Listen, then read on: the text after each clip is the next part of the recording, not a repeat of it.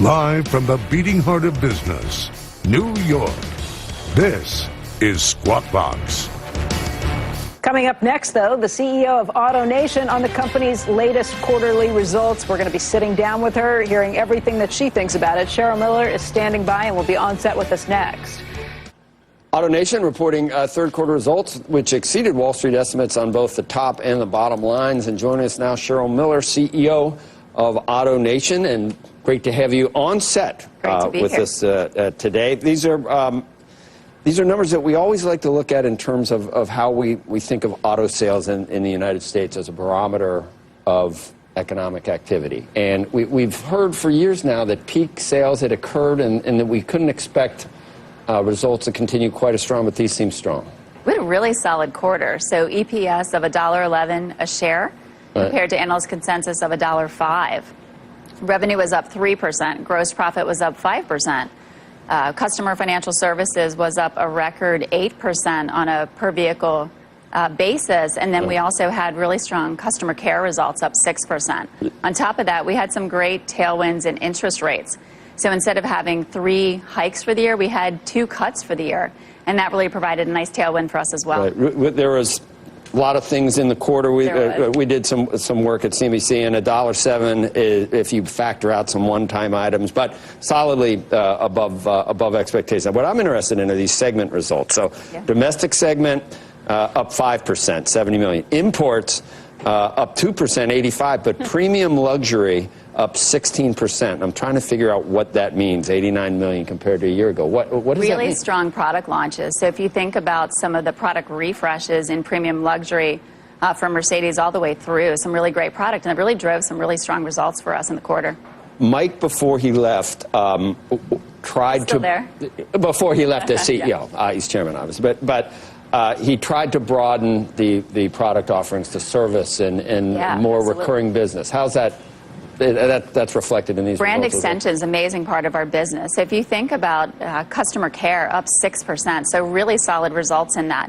And we're not just relying on new vehicle sales. So if you look at used, really strong used results in the quarter as well. Pre-owned? Pre-owned. Mike always said pre. I think by the end he was saying nearly new. So we call it nearly new. Oh my God! And so really strong results. And so if I think McKinsey came up with that. Yeah. Absolutely. Yeah, right. When I think about the breadth of performance, it's really strong, and also cost control. So if you take out one-timers, you see really good cost discipline in the business.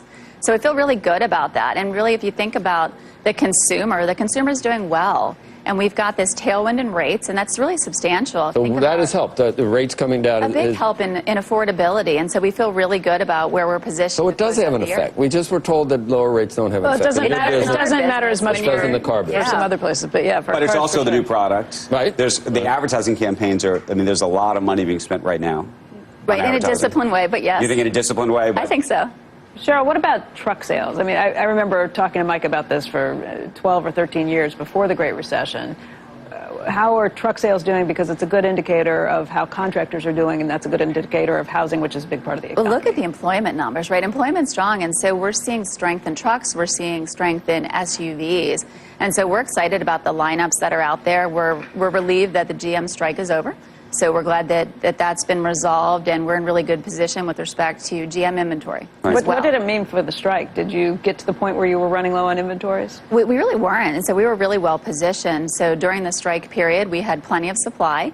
I would say parts got a little bit tight, but in terms of vehicles, no material impact in the third quarter, and we feel really good about how we'll close out the year with them. What was your first month, Cheryl, when you took over at CEO? I was just looking at the chart. It looks like so far so good. It looks like a pretty good run. Yeah. Right? So I feel good about that. You got great employees, obviously. Far be it from you to take credit amazing for associates. Before taking over CEO, you had already started a strategic initiative with Waymo. Is that correct?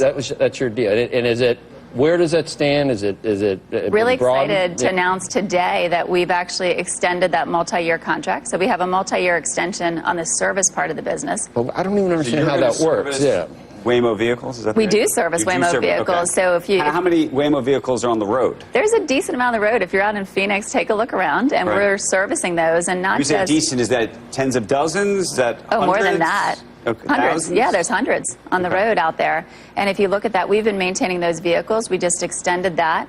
We have a rider program. So if you're at AutoNation Toyota of Tempe, you have the ability, instead of taking a shuttle, Right. to take a Waymo back to the office. You take a Waymo with no driver?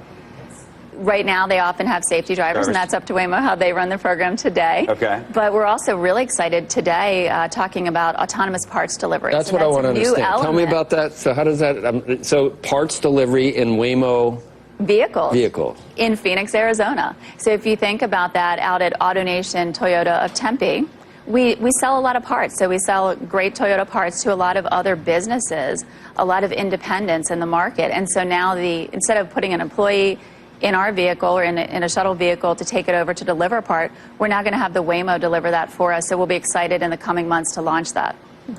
With gas prices down here where they are, Yeah. you're selling gas guzzlers still. I mean, They're so much more fuel efficient than they used to be. But okay, Yeah. but what's the total percentage of electric cars at this point? Really small. So these days it's still De minimis couple almost. percent max if you include hybrids in there even. And how about trucks and SUVs?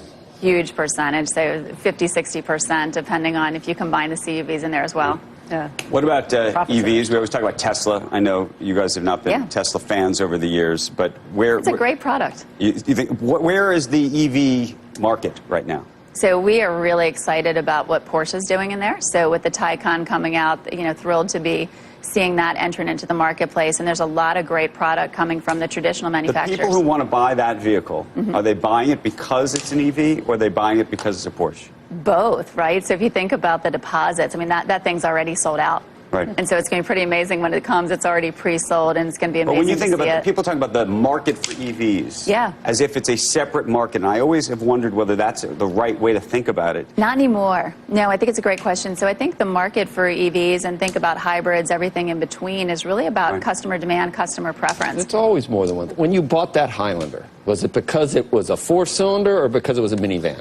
Which of it really got you most Three excited? rows. Well, the And Highlander's if not you have- exactly a If you have minivan. 3 children and you car don't- Close enough. If You you have three don't kids want to in car own a seats. There's minivan not a lot of and you three-row have- and you need choices. 3 rows with kids, it's not a bad way to go. I agree. minivan. I agree with that. I have a It's a minivan. There's nothing great wrong with that. utility Fine. vehicle. It's a I just looked up CUV. what the new Porsche looks like. I'm thinking Okay, of maybe. hold It's pretty on. nice, right? Before the segment ends, Oh, my God. tell everybody what you're supporting. Pull your because pants Yes, down. absolutely. I'm wearing them right here. We raised over My 20 pink million. shoes. Really proud of our 26,000 associates. Right. So we had Drive Pink Across America today. Right. We had that in October 15th. We had that. We delivered thousands of care bags to both adults and children cancer patients. And it's really a common purpose that unites the company, both customers, employees, and all of us at AutoNation. Those are like size 13s. You're swimming in those things. I've got them Those are on, not- too. I've got a pair as Mine well. are comfy. Well, you got so much room in there. I mean, they're all- God almighty, you got Great 6 inches of Great room. commuter shoes. You can wear them all over the We city. gotta go. Cheryl, thank you. Thanks for having me today. Fantastic. Thanks.